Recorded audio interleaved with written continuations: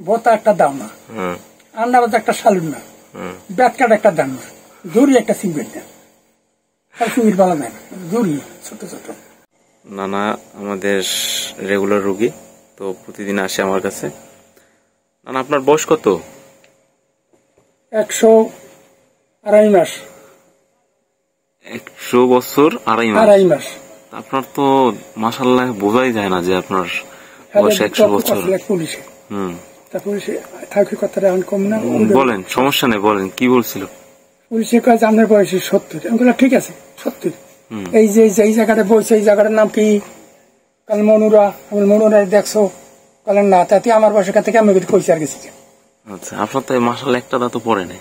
না, ওই যে দাঁত লড়ছে একটা দাঁতও, এটা আমার চাইতে শক্ত আপনার দাঁত। লড়ি নেই। এখন আপনার সমস্যা কি? 100 বছর এসে কোনো সমস্যা আছে শরীরে বর্তমানে? কোনো সমস্যা? এই যে একটু সমস্যা, প্রেশারটা একটু হাই থাকে, এই তো।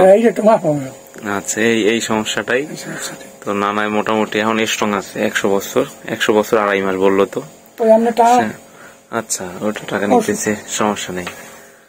এই সে নানা খুবই স্ট্রং। সে আমার রেগুলার রুগী। সে আমার ফার্মেসি আসে প্রতিদিন চেক আপের জন্য। অনেক ওষুধই নেয়, মোটামুটি সুস্থ আছে এখন। তো নানার বাসা কি এইখানেই? না, গেছে পানপট্টি। পানপট্টি কোন জায়গা? পানপট্টি আসলে দইমা থেকে সোনামের বাড়ি ছিলেন না, এই সোনামের উত্তর পাশে আসলে। ও আচ্ছা, এটা কোন জায়গা? পানপট্টি পটুয়াখালী গলাচিপা। আরে ভাই ইয়ে লেখাইতে হয় গলাচিপা, বাকর। ও আচ্ছা, এই অবস্থা। এখন কিছু করেন এই অবস্থায়? না, আমি রিল্যাক্স একেবারে। আচ্ছা, এখন মাশাআল্লাহ সুস্থই আছেন সব মিলে? 4 পোলা 5 মাইয়া। 4 পোলা 5 মাইয়া। এক সময় তো শুনতাম যে আপনি কাবাডি খেলতেন অনেক ভালো। একটু বলবেন এই বিষয় নিয়ে একটু? কাবাডি কাবাডি নাকি অনেক ভালো খেলতেন, নাকি একটা কোনো কাহিনী বলেন যে আপনার এটা মনে আছে? অনেক ভালো কাবাডি খেলতেন এক সময়, নাকি 4-5 জন একসাথে উস্কাইয়া নিয়ে আসতেন। হ্যাঁ, আপনার এই যে বয়স, তার বয়স তো 90 না 80। সেও বললো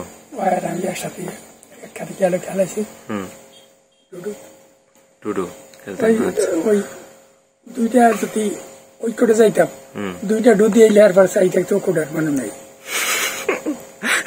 সব নিয়ে আসতেন। আপনার আটকাইতে পারতো না কেউ? খালি খারাই থাকতাম। হাইট তো ভালোই, কাদা কেউ লাগাইতে না। মানে একদিন খেলতে গেছি আমরা, 12 গজ গোল এর আগে দিয়েছে। আমি সাত কেজি আমার জাম দিচ্ছি, আমার এই গঞ্জিটা ধরে গেছে, সিরিয়াল হয়েছে। আমি খারাই গেছি, খারাই যাইয়া হ্যাঁ নইলে সালিশি ব্যবস্থা হইলে রেফারিটা কথা কইছি, রেফারি বিচার করবে, বাইরে কোনো আউট কথা নেই। শেষ মাস যেহেতু কেছি তোমার অন্য হয়েছে, এখানে মাপ চাও আগে চাই এলো, ইয়ার কোনো কথা নেই। চাপছি চাইতেছে রেফারি তোমার পিলারে ওই গজি ছেড়ে ধরো তুমি হাত না, দরকার নেই। আর মাথায় যা খেলছে এই খেলছে, মাপছি সেই দিতে বেশি। এটা ফের ভালো 4 কেজি গোল খাওয়াইয়েছিলাম। আচ্ছা, মনে করছি 12 গোল হেরাত দিয়েছে ওই আগে, আমাকে নিয়েছে হায়ারে। আমি আর শুনতাম, আর একটা বন্ধু ছিল আমার ওই দোস্তের বাড়ি, সেখানকার বাড়ির সুলতান, আবার আমরা 3 জন ডু দিতাম। আপনাদের সময়ের খাবার আর বর্তমান সময়ের খাবারের মধ্যে ভিন্নতাটা কি বলেন তো?